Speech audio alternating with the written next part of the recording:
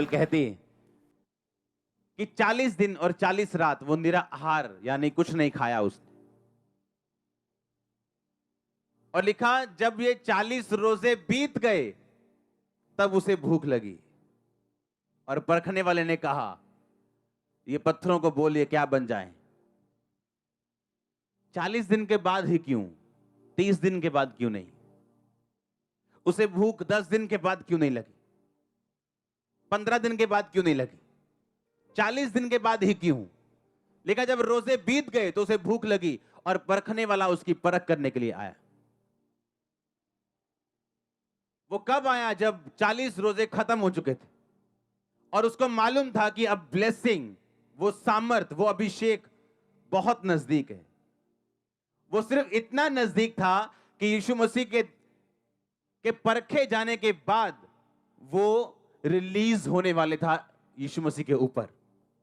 अगर आप इन अध्यायों को ध्यान से पढ़ें तो बाइबल कहती है कि प्रभु यीशु मसीह इन रोजों के बाद और इन परीक्षाओं के बाद आत्मा की सामर्थ्य से भरे हुए वो लौटे। यानी इन रोजों में यीशु मसीह को सामर्थ्य मिली थी, अभिषेक मिला था।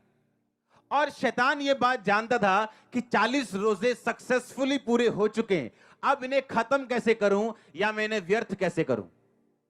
कई बार जब आप अपने लाइफ के पॉइंट में होते हो, आपका ब्रेक थ्रू नजदीक है, आपकी ब्लेसिंग बड़ी नजदीक है, पर आप देखते हो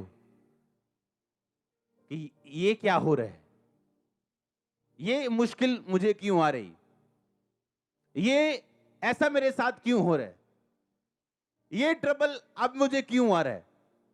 वो इसलिए कि शैतान देख चुका है कि आप पे ब्लेसिंग सिर्फ अब 1 इंच का फासला रह चुका है। वो देख चुका है, और जब वो देख चुका है वो ये चाहता है कि आप परख में फेल हो जाएं।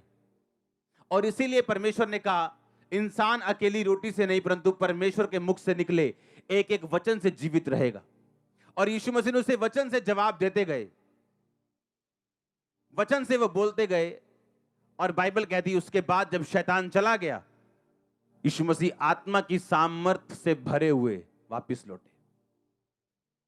यानी वो डिवाइन पर्पस, वो ईश्वरीय काम, वो ईश्वरीय बुलाहट, वो खुदा की योजना जो खुदा ने यीशु मसीह के लिए रखी थी वो पूरी हो चुकी थी।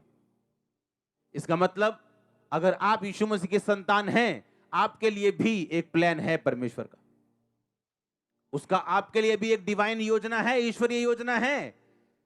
वो पूरी कैसे होगी? जब आप अपनी परीक्षाओं में सफलता के साथ पास हो जाएंगे।